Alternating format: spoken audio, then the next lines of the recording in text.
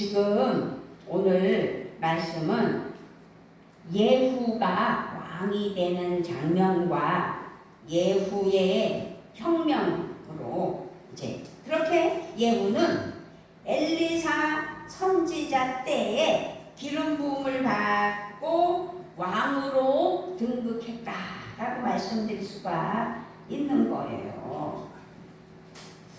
그것은 자 7절을 보니까 오늘 열왕기하 9장 1절로 10절에서 7절을 보니까 너는 내 주 아합의 집을 치라. 내가 나의 종 곧 선지자들의 피와 여호와의 종들의 피를 이세벨에게 갚아주리라. 그러니까 예후를 왕으로 세워서 예후가 이세벨 그러니까 아합 왕조를 심판하기 위해 왕으로 세움받은 예후는 기름 부음을 받은 자, 왕으로 기름 부음을 받고 나서 이세벨과 아합의 집을 멸절시키는 것이 오늘 말씀이에요. 그래서 예후의 아주 커다란 은혜의 부르심으로의 받은 택함의 그 혁명을 볼 수 있는 거죠. 그래서 오늘은 예후의 혁명이라는 제목으로 은혜의 시간 되기를 주님의 이름으로 축복하며 함께하는 주일 되시기를 우리 주 예수 그리스도의 이름으로 부탁을 드리며 축복합니다. 아멘. 그렇습니다. 왕으로 택함받은 예후. 하나님께서는 아합 왕조를 심판하시기 위해 이스라엘의 군대 장관인 예후를 이스라엘의 왕으로 세우실 것을 누구에게요? 엘리야 선지자에게 말씀하셨다라고 볼 수 있는 거죠. 이제 그러니까 중요한 건 열왕기상 19장 16절 말씀을 찾아보니까요. 이는 그가 여호와 보시기에 악을 행하여 범죄하였기 때문이니라. 그가 여로보암의 길로 행하며 그가 이스라엘에게 죄를 범하게 한 그 죄 중에 행하였더라. 아멘. 그래서 그렇게 이제 하나님께서 예정하셨던 거죠. 그리고 나서 엘리사 선지자 때에 예후를 이스라엘의 왕으로 세우신 거죠. 엘리야 때에 이미 하나님께서는 말씀을 하셨고 이제 엘리야는 하늘로 올라갔고 엘리사가 선지자가 됐을 때 또 예후를 이스라엘의 왕으로 세운 말씀. 그것이 이제 오늘 본문 열왕기하 9장 1절로 10절 말씀이에요.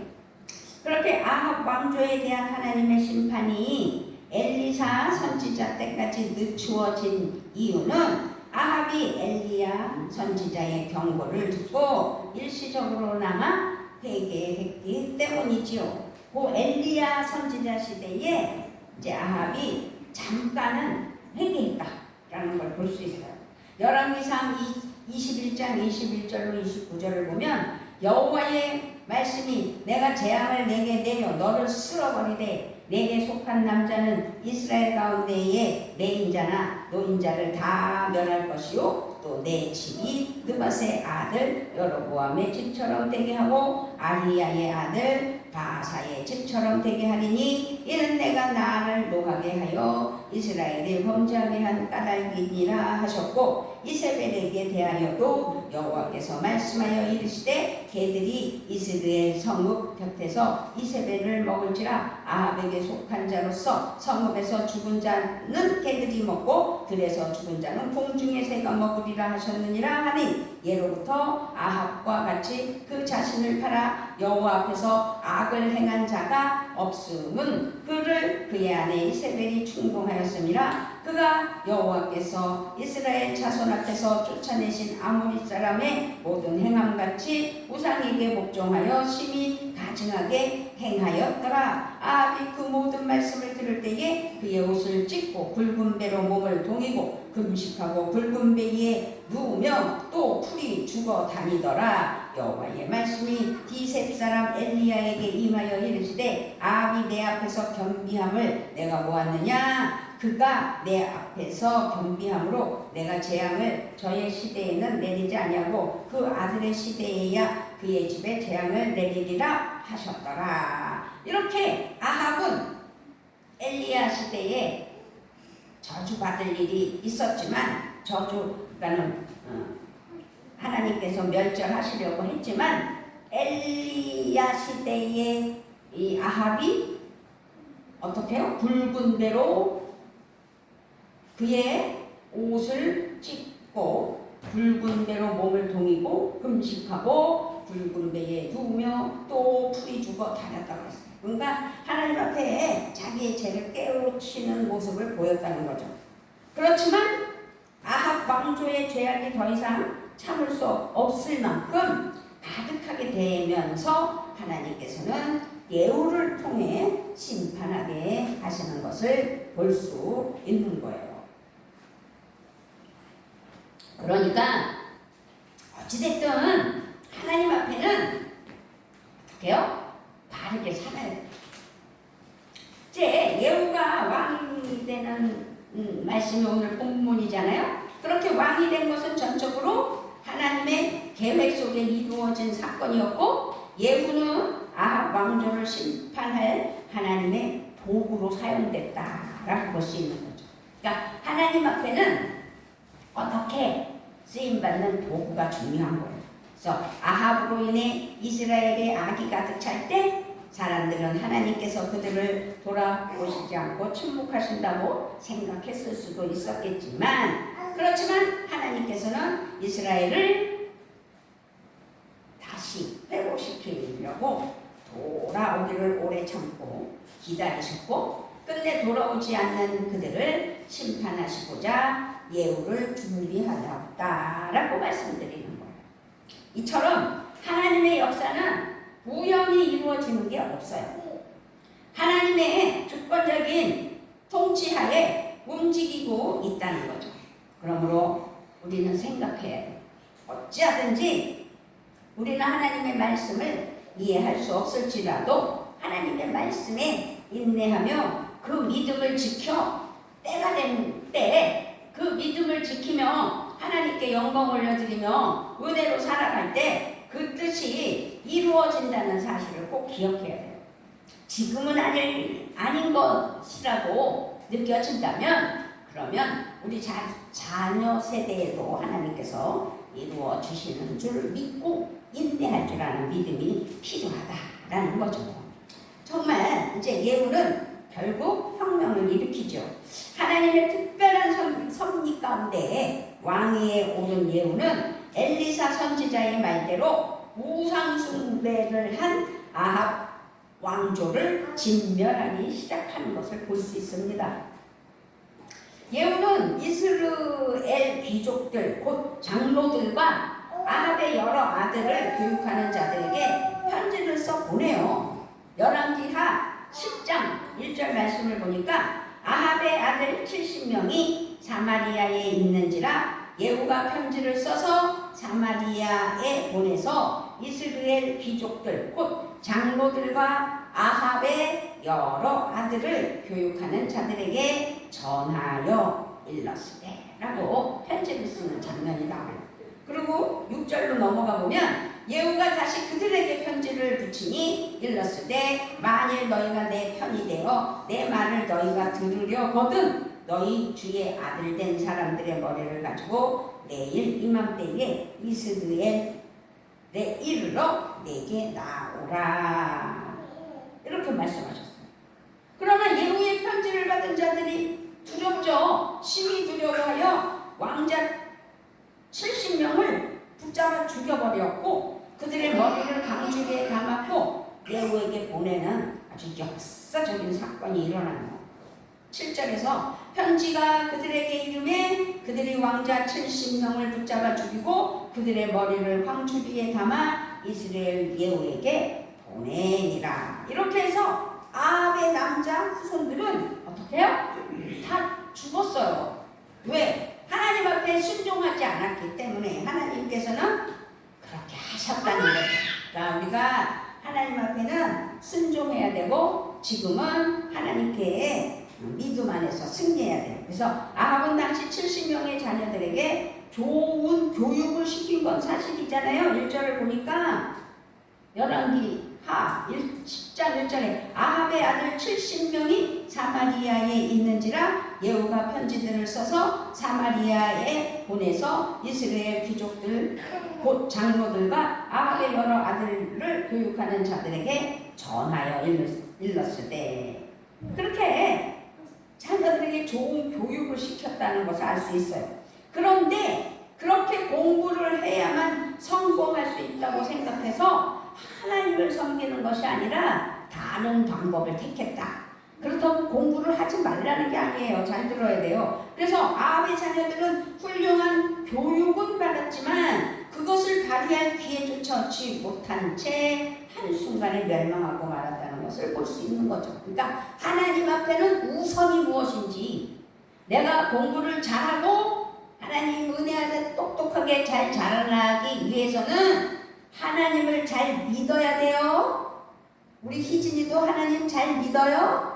아멘. 아합과 자녀들이 추구하고 믿었던 교육은 그들을 지켜주지 못했다는 사실입니다. 아무리 좋은 교육을 받는다 할지라도 그것은 우리를 생명의 길로 인도하지는 않아요. 그렇기 때문에 오직 하나님 한 분만이 우리의 참된 도움과 능력과 구원이시기에 우선이 하나님이시고, 우리가 하나님을 믿고 하나님 은혜 아래 살면서 이 땅에서 살아갈 때 공부도 하면 공부도 잘하게 해주신다. 그 말씀입니다.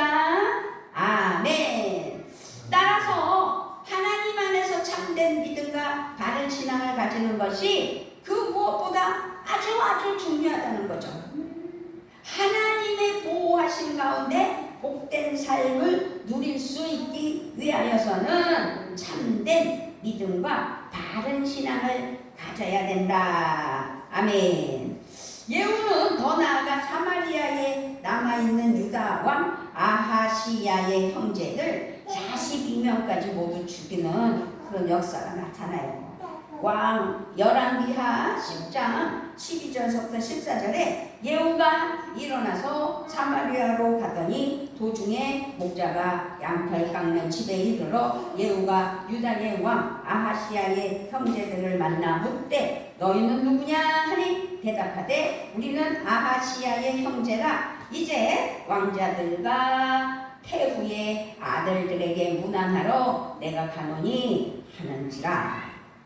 이르되 사로잡으라 하매 곧 사로잡아 목자가 양털 깎는 집 웅덩이 곁에서 죽이니 42명이 하나도 남지 아니하였다. 북이스라엘의 아합 왕가의 이 모습, 이 아합 왕가와 동맹을 맺었던 남유다의 아하시야 왕가는 졸지에 그래서 결국은 북이스라엘 남유다 왕가의 자녀들이 죽었어요. 남유다는 북이스라엘에 비해 정치, 경제, 군사 모든 면에서 규모도 작고 세력도 약해요. 10지파는 북이스라엘이요, 2지파는 남유다였기 때문에. 그렇게 남유다는 이를 극복하고자 북이스라엘과 동맹을 맺었다라고 말씀드릴 수 있는데, 정치적 동맹을 맺은 남유다는 생활이 좀 더 나아졌을지는 몰라요. 그렇지만 북이스라엘과 같이 타락의 길을 걷게 되는 어처구니없는 일이 생긴 거죠. 그래서 친구도 잘 사귀어야 되는 거예요. 좋은 친구를 사귀어야 되는 거예요. 예수 잘 믿는 친구하고 친해져야 돼요. 그래서 교회에서 좋은 친구를 사귀어서 친하게 지내야 돼요. 아멘. 열왕기하 8장 27절을 보니까 아하시야가 아합의 집길로 행하여 아합의 집과 같이 여호와 보시기에 악을 행하였으니 그는 아합의 집에 사위가 되었음이로라. 이 말씀은 아합 왕조가 심판을 받을 때 남유다도 그 영향 아래 놓이게 되었고, 남유다가 다른 나라들에 비해 국력이 약하다 할지라도 하나님만을 신뢰하고 의지하였다면 이러한 천국은 당하지 아니하였다라는 것을 말씀하고 있는 거예요. 그렇기 때문에 우리는 예수 잘 믿어야 돼요. 예수 믿으세요. 아멘.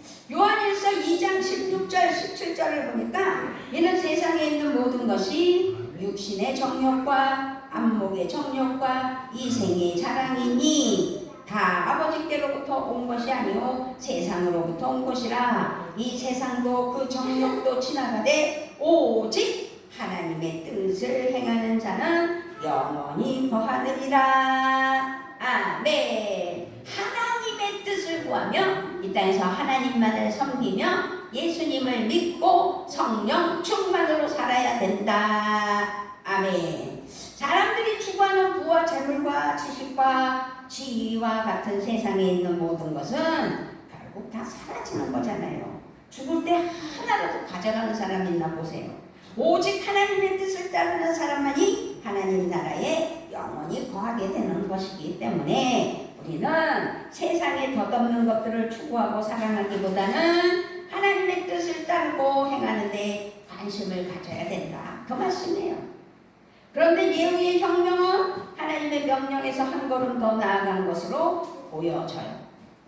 크게 보아서는 아하시아도 아합의 집과 관련이 있지만 아하시아나 아하시아의 형제들까지 죽인 것은 하나님을 위한 열심을 넘어서 정권을 잡고 유지하려는 개인적인 욕심도 포함되어 있었구나 라는 것을 볼 수 있는 거죠. 열왕기하 10장 16절을 보니까 이르되 나와 함께 가서 여호와를 위한 나의 열심을 보라 하고 이에 자기 병거에 태우고. 그러니까 욕심이 들어가면 결국은 너무 열정적으로 열심히 하려고 그래서 자기 해지하지 않아야 할 것까지도 하는 어리석은 모습을 볼 수 있어요.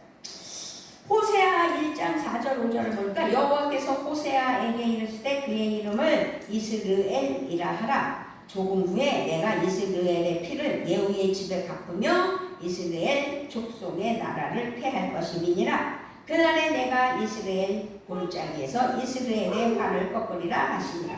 예후가 왕으로 등극한 후에 하나님의 율법을 지켜 행하지 않고 여로보암의 죄에서 떠나지 않는 것이 그 사실을 호세아 말씀을 통해서 반증을 해줘요.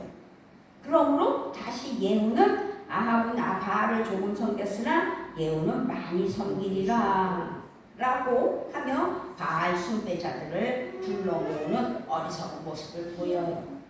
예후는 바알 숭배자들을 멸하기 위해 어떻게 해요? 속임수를 쓴 거죠.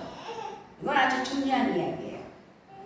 결국 바알의 신당에 모인 바알 숭배자들은 예후의 호위병과 지휘관들에 의해 어떻게 돼요?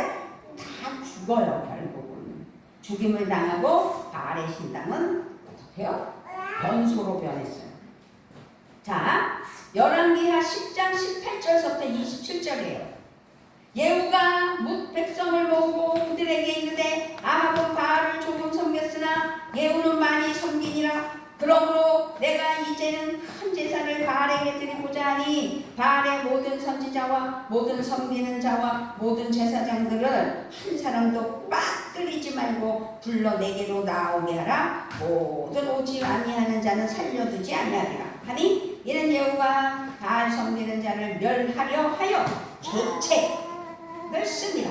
예후가 바알을 위하여 대회를 거룩히 열라함에 드디어 공포되었더라. 예후가 온 이스라엘에 사람을 두고 보냈더니 바알을 섬기는 모든 사람이 하나도 빠진 자가 없이 다 이르렀고 우리가 바알의 신당에 들어가매 바알의 신당 이쪽부터 저쪽까지 가득하였더라. 예후가 예복을 맡은 자에게 이르되 예복을 내다가 바알을 섬기는 모든 자에게 주라 하매 그들에게로 예복을 가져온지라. 예후가 레갑의 아들 여호나답과 더불어 바알의 신당에 들어가서 바알을 섬기는 자들에게 이르되 너희는 살펴보아 바알을 섬기는 자들만 여기 있게 하고 여호와의 종은 하나도 여기 너희 중에 있지 못하게 하라 하고 무리가 번제와 다른 제사를 드리려고 들어간 때에 예후가 80명을 밖에 두며 이르되 내가 너희 손에 넘겨주는 사람을 한 사람이라도 도망하게 하는 자는 자기의 생명으로 그 사람의 생명을 대신하리라 하니라.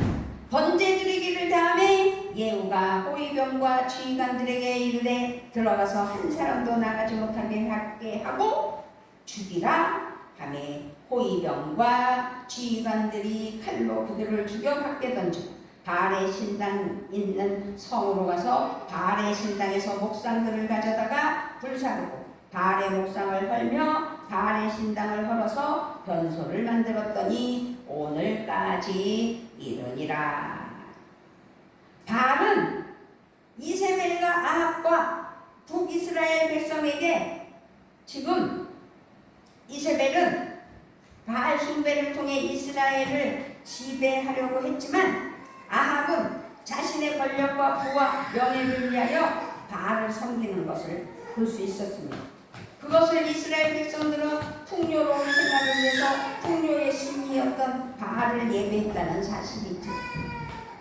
그러나 그들이 그렇게 추구하고 헌신하고 의지했던 바알은 아무도 아니었었습니다. 아무도가 아니라 아무것도 아니었었습니다. 무가치한 것이었다는 거죠. 어떤 우상에 불과했다는 거예요. 그러므로 우리가 지금 거룩한 주를 예배하고 믿고 의지해야 할 하나님 한 분이라는 사실을 기억해야 될 줄 믿습니다. 아멘. 그래서 이제 예후가 개혁을 일으켜서 이제 하나님 은혜 아래에 바알을 섬겼던 이들 그리고 하나님 앞에 바르지 않았던 이들을 다 멸망을 시켰어요. 그래서 열왕기하 10장 30절에서 여호와께서 예후에게 이르시되 내가 나보기에 정직한 일을 행하되 잘 행하여 내 마음에 있는 대로 아합 집에 다 행하였은즉 내 자손이 이스라엘 왕위를 이어 4대를 지내니라. 하나님께서 예후에게 4대까지 왕으로 살 수 있도록 인도해 주시는 복을 허락하셨어요. 그렇게 하나님께서는 아합 왕조에 대한 심판을 수행한 예후에게 정직한 일을 했다. 내 마음에 있는 대로 행했다라고 칭찬하셨다는 거죠. 그리고 북이스라엘 역사상 가장 오랫동안 예후 왕조가 유지될 수 있게 하시겠다고 약속하셨어요. 4대까지 예후의 다음 세대 4대까지 다 왕을 할 수 있도록 이것은 아주 큰 복이에요. 열왕기하 10장 29절을 보니까 이스라엘에게 범죄하게 한 느밧의 아들 여로보암의 죄 곧 베델과 단에 있는 금송아지를 섬기는 죄에서는 떠나지 아니하였더라 라고 말씀하시고 있으며 열왕기하 10장 32절은 그러나 예후가 전심으로 이스라엘 하나님 여호와의 율법을 지켜 행하지 아니하며 여로보암이 이스라엘에게 범하게 한 그 죄에서 떠나지 아니하였더라 라고 말씀하고 있어요. 이것을 봤을 때 예후는 여로보암이 단과 베델에 만들어 놓은 금송아지를 제거하지 않았구나 라는 것을 알 수 있어요. 아마도 여로보암과 같은 이유 즉 북이스라엘 사람들이 예루살렘으로 여호와 하나님을 섬기려고 예배하러 간다면 언젠가는 그들이 남유다로 돌아설 것을 염려했던 것 아닌가라고 생각해 봅니다. 그렇게 예후는 금송아지를 제거하는 것이 자신의 정권 유지에 위협이 된다고 생각하자 철저하게 하나님에게 염려를 한 것이죠. 그렇죠? 그러면서 하나님에게로 돌아섰어요. 하나님에게로 돌아서서 하나님을 잘 섬겼으면 좋은데 하나님을 뒤로 했다라는 걸 볼 수 있어요. 이와 같이 예후는 하나님의 명령과 뜻을 온전히 마지막에는 따르지 않고 자기 편리한 대로 믿고 행했다. 사람은요 하나님께서는 분명히 4대까지 오랜 복을 누릴 수 있는 왕권을 주셨지만 그가 철저히 하나님의 뜻에 따라 개혁하며 하나님께 순종을 했다면 그렇게 되었겠죠. 그러나 이스라엘 백성들은 바른 신앙을 갖게 되었을 것이고 그의 왕권은 더 오랫동안 유지되었을 것인데 끝내 예후는 하나님께 돌아오지 않았다는 안타까움이 있는 거죠. 그랬을 때 하나님께서는 아람 왕 하시엘을 통해 예후를 징계하는 것을 볼 수 있습니다. 사람은요 말년이 좋아야 돼요. 복을 받는 은혜는 마지막까지 하나님 은혜가 넘쳐야 돼요. 그런데 결국 예후는 어떻게 돼요? 열왕기하 10장 31절서부터 33절에서 그러나 예후가 전심으로 이스라엘 하나님 여호와의 율법을 지켜 행하지 아니하며 여로보암이 이스라엘에게 범하게 한 그 죄에서 떠나지 아니하였더라. 이때에 여호와께서 이스라엘에서 땅을 잘라내기 시작하심에 하사엘이 이스라엘의 모든 영토에서 공격하되 요단 동쪽 길르앗 온 땅 곧 갓 사람과 루벤 사람과 므낫세 사람의 땅 이 아르논 골짜기에 있는 아로엘에서부터 길르앗과 바산까지 하였더라. 아멘. 예후는 아람 왕 하시엘의 침공을 받아 요단 동쪽의 땅을 전부 빼앗기고 말았다는 거죠. 요단 동편의 왕의 대로는 고대부터 남북 교역으로 아주 매우 중요한 길이었음에도 불구하고 이제 결국은 빼앗기고 왕의 대로는 지리적으로 북쪽 다메섹을 기점으로 남쪽 애굽으로 이어지는 도로가 연결되어 있고 주로 대상들이 이용하였던 중요한 무역로였다는 거죠. 이곳을 차지한 나라들은 통행세를 통해 막강한 부를 축적할 수 있었죠. 이렇게 중요한 땅을 비롯해 북이스라엘의 많은 영토가 하사엘의 손에 넘어가게 된 거예요. 여기서 우리가 생각해봐요.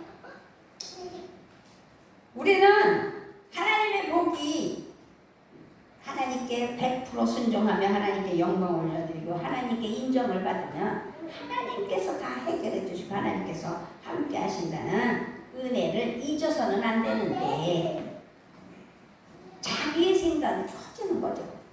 그렇게 인간의 머리는 하나님 뜻 가운데 살아갈 때 복을 받았다는 그 자체를 망각하고 자기 꾀에 넘어가 당장은 자신에게 유익을 가져다 주는 것에 눈길을 줘서 그것으로 추구하며 자기 욕심을 채우게 되는 게 사람이에요. 그래서 하나님을 올바로 믿고 하나님의 뜻을 행하는 사람이 받는 복과 비교할 수 없는 그 복을 결국 차버리게 되는 어리석음이 나타나는 거죠. 예후도 매우 강력한 지도력으로 혁명을 일으켰지만 하나님을 자기 식대로 믿고 따랐기 때문에 결국 그의 공로와 업적은 한순간에 사라지고 말았다는 사실을 기억해야 됩니다. 우리는 당장 눈앞에 보이는 이익을 위해 하나님의 뜻을 저버려서는 절대 안 된다는 사실을 기억해야 됩니다. 인간적으로 손해가 나더라도 하나님의 말씀과 뜻을 온전히 따른다면 언젠가 반드시 하나님의 뜻이 이루어지게 될 것이고 하나님의 은혜와 복이 우리 모두에게 임한다는 사실을 기억하시는 은혜가 있기를 우리 주 예수 그리스도의 이름으로 부탁을 드리며 축복합니다. 아멘. 아버지 감사합니다. 예후의 아버지 그 삶을 우리에게 접목시키며 아버지 그렇게 살아서는 안 된다는 끝이 좋아야 된다는 처음만 좋아 하나님께 복을 누려서 나중에는 하나님을 버리는 어리석음이 없는 그냥 믿음이 되게 하여 주시려고 예후를 통해 깨닫게 하시는 우리 아버지를 찬양하며 우리 주 예수 그리스도의 이름으로 기도드리옵나이다. 아멘.